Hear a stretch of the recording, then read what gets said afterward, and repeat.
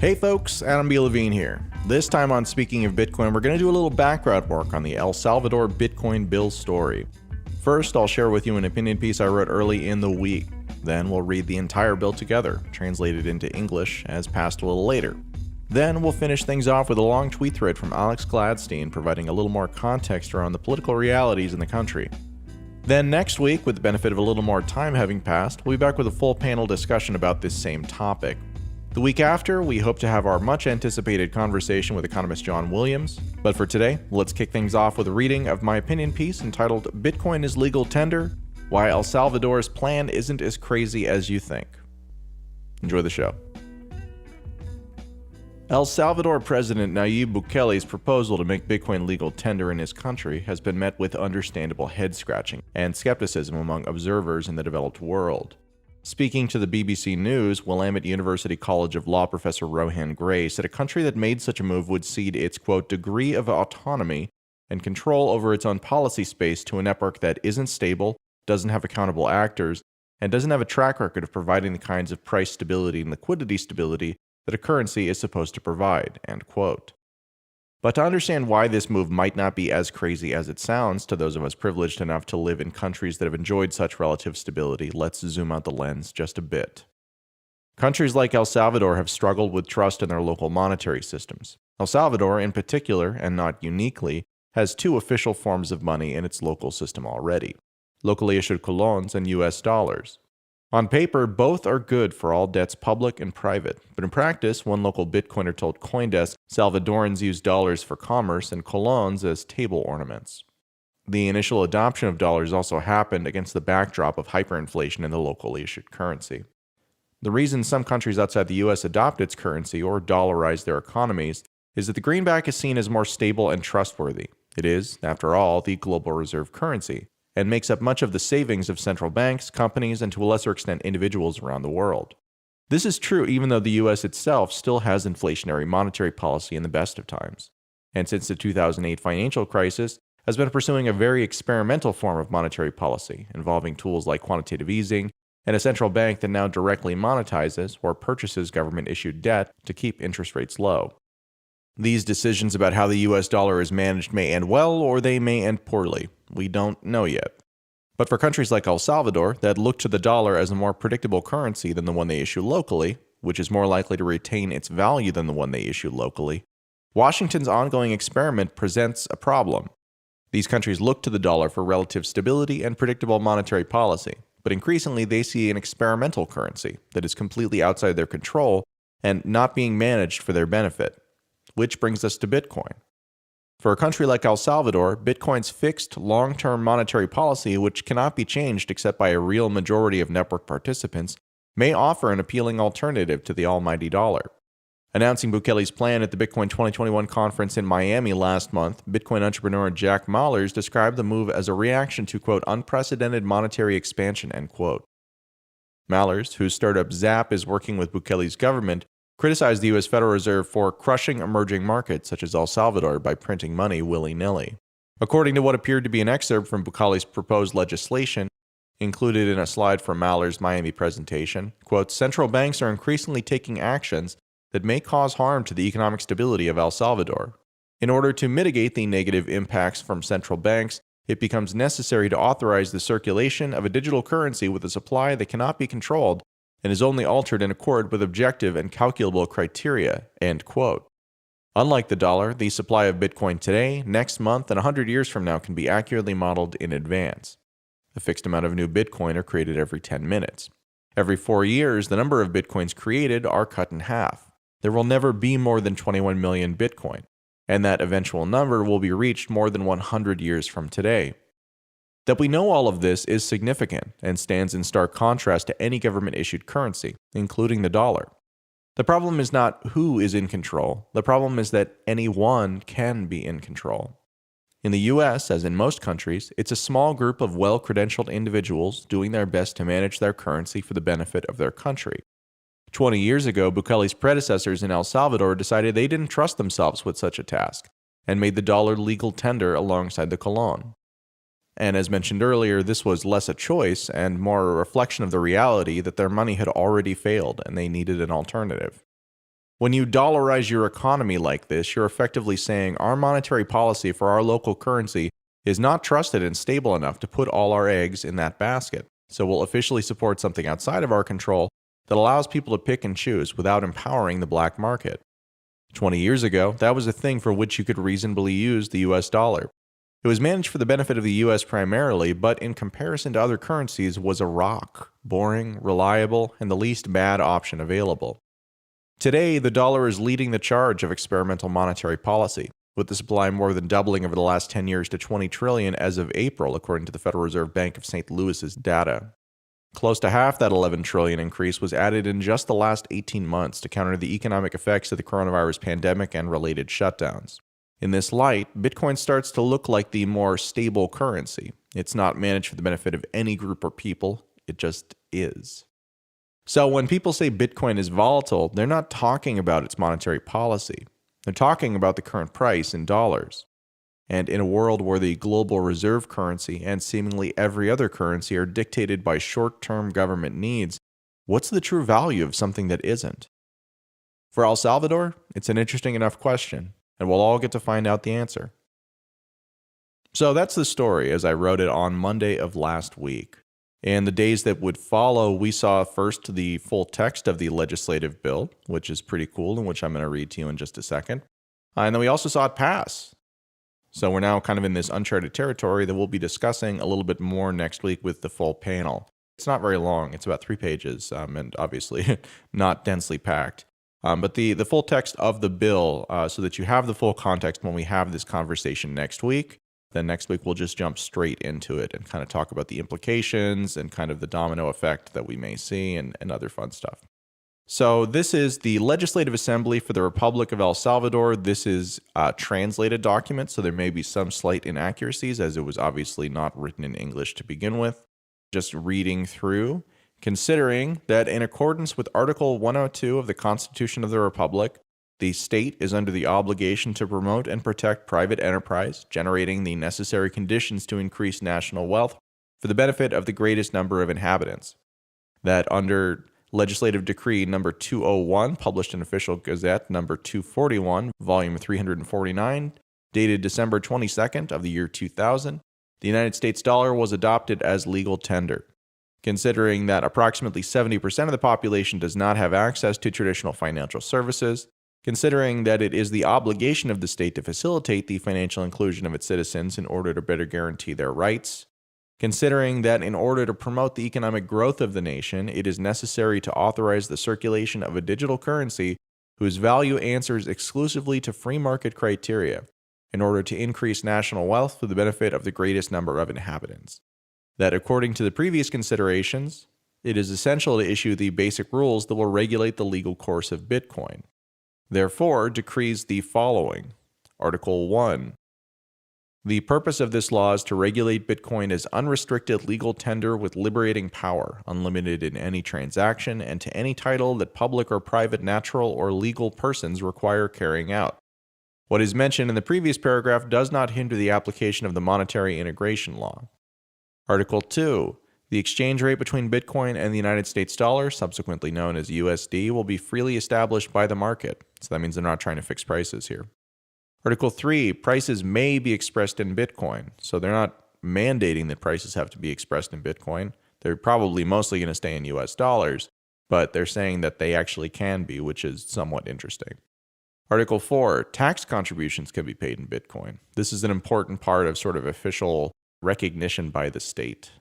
Article 5, exchanges in Bitcoin will not be subject to capital gains tax, just like any legal tender. This is also hugely significant. It removes a lot of the complexity that's typically inherent, in the exchanges that we see in countries that, don't really provide any clarity around how it's going to be treated. Article 6, for accounting purposes, the USD will be used as the reference currency. So that means that we're still likely to see prices denominated in dollars, which frankly makes sense in the short term. Article 7, every economic agent must accept Bitcoin as payment when offered to him by whoever acquires a good or service. This is a step further than I thought that we were going to see from this, which basically is saying that you have to accept it, which introduces its own set of problems. But then we get to Article 8, quote, Without prejudice to the actions of the private sector, the state shall provide alternatives that allow the user to carry out transactions in Bitcoin and have automatic and instant convertibility from Bitcoin to US dollars if they wish. Further, the state will promote the necessary training and mechanisms so that the population can access Bitcoin transactions. So that's essentially saying that everyone has to accept it when it's offered to them as a form of payment, but they don't necessarily have to keep it. We'll get into this more next week, but my suspicion is this ties in pretty deeply with the involvement of Jack Mallers and his Lightning-powered companies. Article 9, the limitations and operations of the alternative of automatic and instantaneous conversion from Bitcoin to US dollars provided by the state will be specified in the regulations issued for this purpose. Article 10, the executive branch will create the necessary institutional structures to apply this law. Final and transitional provisions. Article 11. The Central Reserve Bank and the Superintendency of the Financial System shall issue the corresponding regulations within the period mentioned in Article 16 of this law, which we'll get to in a second. Article 12. For those who, by evident or notorious fact, do not have access to technologies that allow to carry out transactions in Bitcoin, are excluded from the obligation expressed in Article 7 of this law. The state will promote the necessary training and mechanisms so that the population can access Bitcoin transactions. So again, that's saying that people who don't have, again, the country is 70% unbanked and has other challenges from an infrastructure perspective. This is saying that they're not in violation of the law if they don't have the ability to comply. And basically, it's the government's responsibility to provide them with the easy path to comply. Again, probably tying in with Jack Mallers and his Lightning companies. Article 13, all obligations in money expressed in USD is existing before the effective date of this law may be paid in Bitcoin. This one has some of my libertarian colleagues up in arms because effectively it's saying that contract law, where typically if I sign a contract with you and that contract says that you're going to pay me in bags of grain, then I don't have to accept that contract, right? I don't have to sign that contract. But if I do sign that contract, then I am in fact committing myself to that exact form of value transfer. This is a pretty well codified part of most contract law. Individuals can choose to do these sorts of things. I am not a lawyer, but I've gone down some of these roads before. And this is effectively saying in Article 13 that if you've contractually agreed to pay for something in US dollars, now you can actually go around that term by nature of this national law and pay in Bitcoin if you want. I don't know if this is actually a thing that's going to happen. I sort of doubt it. It goes again to this argument that they are very much making Bitcoin part of the financial infrastructure and making Bitcoin equivalent to the dollar, which is, again, very, very interesting in context. Article 14. Before the entry into force of law, the state will guarantee, through the creation of a trust at the El Salvadorian Central Bank, the automatic and instantaneous convertibility of Bitcoin to US dollars necessary for the alternatives provided by the state mentioned in Article 8. So this is basically saying that their state bank is going to maintain reserves of dollars and be able to, kind of like BitPay does, enable people to accept Bitcoin, but then to have them receive dollars pretty much instantaneously, and setting the government in place as the agent that does that conversion, which is, again, kind of interesting. Article 15, the law will have a special character in its application concerning other laws that regulate the matter, being repealed any provision that contradicts it. So this is saying that irrespective of what laws might pop up that already exist, none of them are going to derail this, which again indicates that this thing is probably going to move forward pretty quick, which is further cemented by Article 16. This decree will take effect 90 days after publication in the official Gazette. As far as I know, since this is passed and is, I believe, published, but I'm not quite sure, that means the clock is ticking. And if it's not ticking now, it's going to be ticking soon. So anyways, like I said, this is a bigger story. It's actually pretty significant. Longtime listeners will know that we've talked about something similar to this. I've certainly had it on my mind since basically 2013 when we saw Greece and kind of events around Cyprus sort of demonstrate that there was going to be this very appealing nature about Bitcoin. You know, for countries that historically had had a lot of trouble managing their own currency and had a lot of trust issues with external investors who frankly didn't trust their economy as a result of those currency challenges. So this is actually now passed into law. It hasn't taken effect yet, as I said, 90 days from sort of publication in the Gazette. But we're moving along.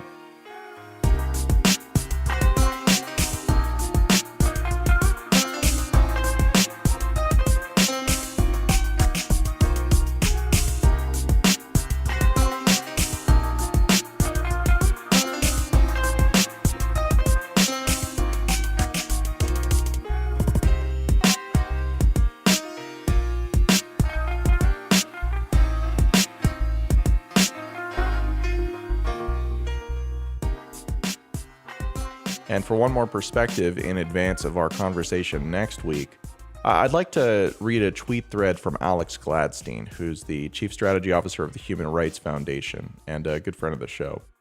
In a long tweet thread, he said, quote, "Bitcoin is a powerful tool for human rights. What is happening in El Salvador will have a huge impact on the lives of people there and across the world. A nation adopting Bitcoin is a big step forward for global human freedom, but that's not the full story. It's important to separate appreciation for this historic milestone and celebration for the march of open source technology with any such appreciation or worship of the president of El Salvador. In Bitcoin, we don't trust, we verify. That approach is needed more now than ever. Today I spoke to a Salvadorian lawyer and law school teacher. She is representative of many Salvadorans, living in the capital with family in the country.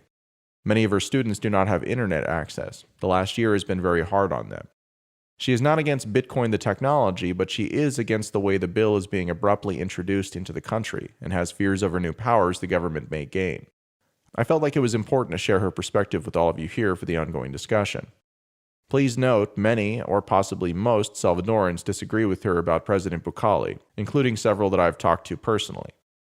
Bukele is very popular. Many support the Bitcoin bill. Do your own research. Our friend has received death threats from congressmen in Bukele's party, so I will not be using her real name here. We'll call her Anna. Anna's two main questions. One, how can we, Salvadorans, learn about Bitcoin? The government has said nothing about the details. No one, she says, knows anything.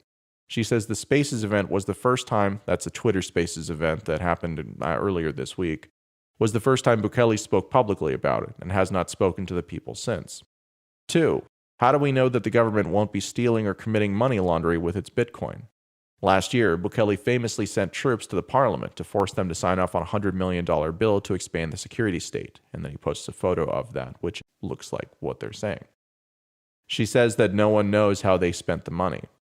Likewise, the country took on nearly $400 million from the IMF to fight COVID, and she says the public doesn't know how they spent that money either.